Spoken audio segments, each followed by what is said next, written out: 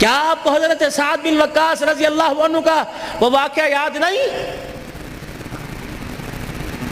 جب نبی کے صحابہ نے دریا کے اندر اپنے گھوڑوں کے پاؤں رکھ دیے اور کہا اللہ اس کے پار بستیاں ہیں، تیرا قرآن کا پیغام لے کر جانا ہے، لیکن راستے کے اندر دریا کی موجیں حائل ہیں، فرمایا اترو سواری سے 2 رکعت صلاۃ الحاجت پڑھو۔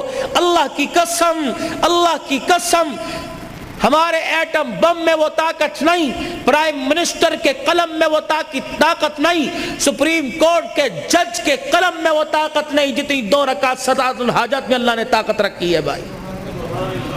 جب کوئی مسئلہ درپیش ہو، گھر سے قدم نکالنے سے پہلے وضو کرو، 2 رکعت صلاۃ الحاجت، پھر اس کے بعد اللہ توفیق دے سورہ یاسین پڑھ لو، نہیں پڑھنی آتی اللہ سے دعا کرو، اللہ یہ کام ہو نہیں رہا، میں نے تیرے پہ چھوڑ دیا ہے، پڑھے تو صحیح۔ ظہر کی نماز کے بعد، مغرب کی نماز کے بعد، عشاء کی نماز کے بعد 2 رکعت صلاۃ الحاجت معمول بنا لو،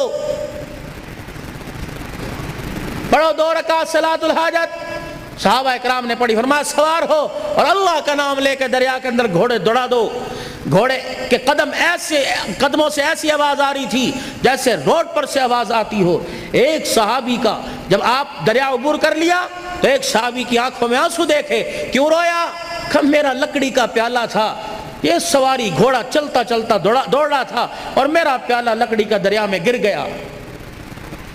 انہوں نے کہا اور میری پیالے پہ رو رہا ہے؟ کہ بات پیالے کی نہیں، اصل بات یہ ہے کہ پیالہ وہ تھا جس میں کئی مرتبہ رسول اللہ صلی اللہ علیہ وسلم نے ہونٹ لگا کے پیا تھا، اور یہ حضور نے مجھے تحفہ دیا تھا، مجھے میرا پیالہ چاہیے۔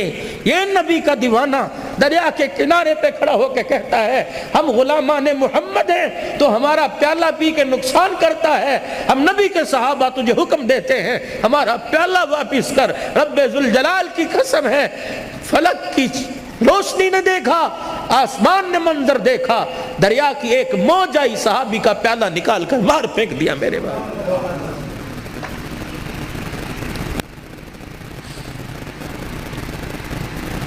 اللہ نے اس امت کو خیر امت بنایا،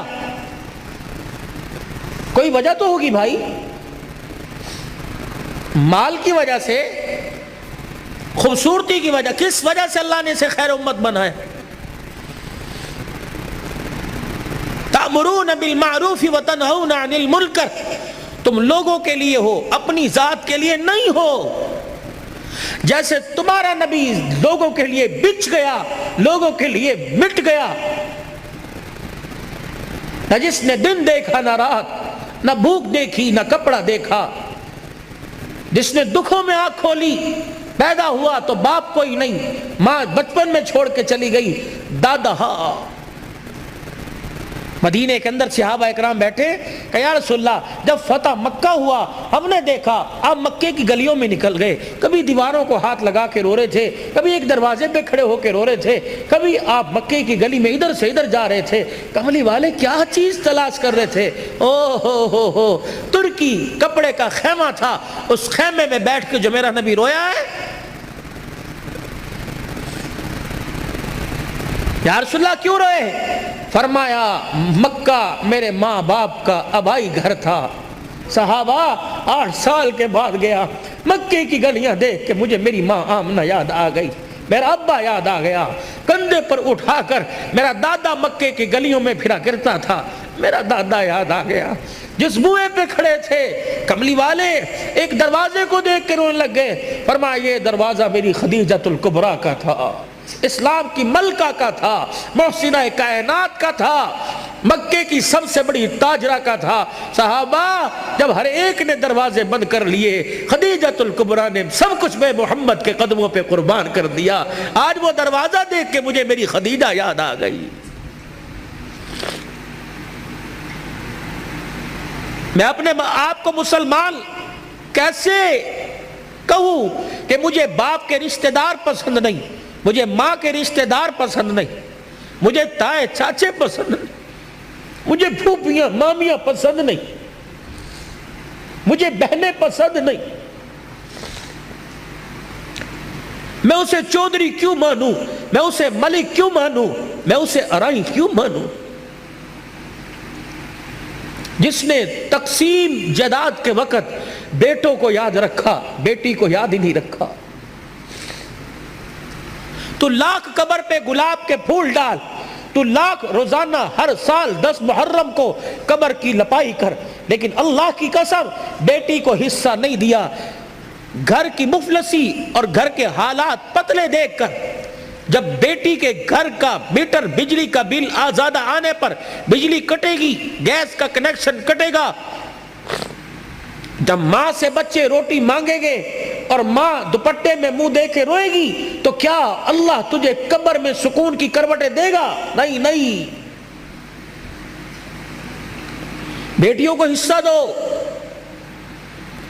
بہت سخت پکڑ ہے، قیامت کا دن ہوگا، اللہ پوری روح زمین کو لوہے کی بنائیں گے، پھر جہنم میں اسے جہاں تک اس کی مرضی اس کو گرم کیا جائے گا، پھر اس پوری زمین میں سوراخ کر کے ایک جہنم کی زنجیر اس میں ڈالے گا۔ اللہ فرمائیں گے لاؤ، جس نے دنیا میں بیٹی کو حصہ نہیں دیا، یہ زمین کی سلیٹ اس کے گلے کے اندر ڈال دو اور درے مار مار کے پورے میدان معاشر کا چکر لگاؤ۔ لوگ پوچھے یہ کون ہے؟ کہ یہ وہ ظالم ہے جس نے تقسیم وراثت جائیداد کے وقت اپنی بیٹیوں کو یاد نہیں رکھا تھا۔ اچھا مجھے ایمانداری سے بتلاؤ،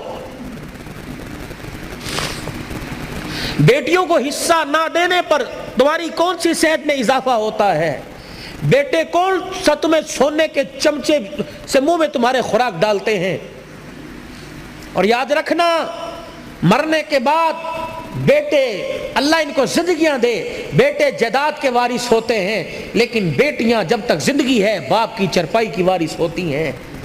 نہیں بھولتیاں، کمیٹیاں ڈال ڈال کے باپ کا ختم کروائیں گی، اپنے خامد سے مانگ مانگ کر پیسے جوڑ جوڑ کے جا مسیتے مٹھائی دیا، مولوی صاحب نو کہیں میرے ابو نو سال ہو گیا دعا کر دیں۔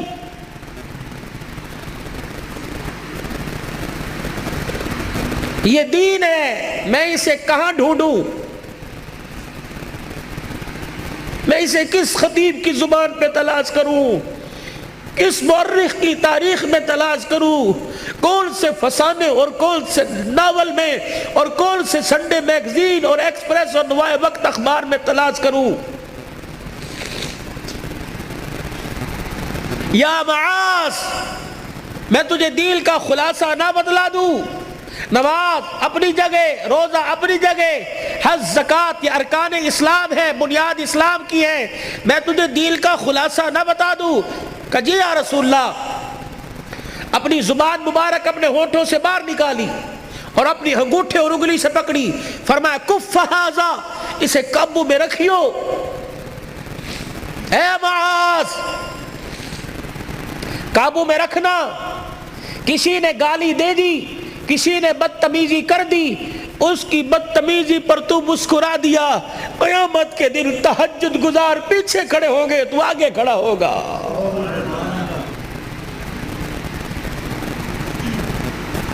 میں کس بیٹے اور کس بیٹی کو بتلاؤں کہ ماں باپ بلائیں تو ان سے بدتمیزی نہیں کرنی؟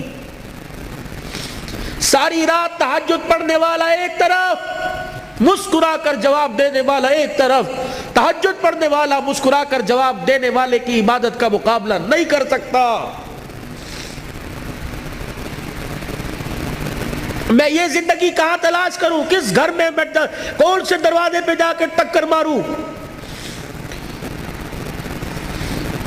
یہ کوئی عمریں ہیں؟ 40 سال کی عمر میں سفید بال کر کے بیٹھے ہو، 45 سال کے اندر نظر بھی چلی گئی، ہاتھ کمزور، ہاتھوں میں راشا، ڈنڈا لے کے چل رہے ہو، یہ عمریں ہیں؟ تم نے تو دیسی گھی پیے ہیں، تم بوڑھے کیوں ہو گئے؟ تمہیں تمہاری بیماری نے، تمہیں تمہاری عمر نے بوڑھا نہیں کیا، اولاد کے دکھوں نے بوڑھا کر کے رکھ دیا ہے۔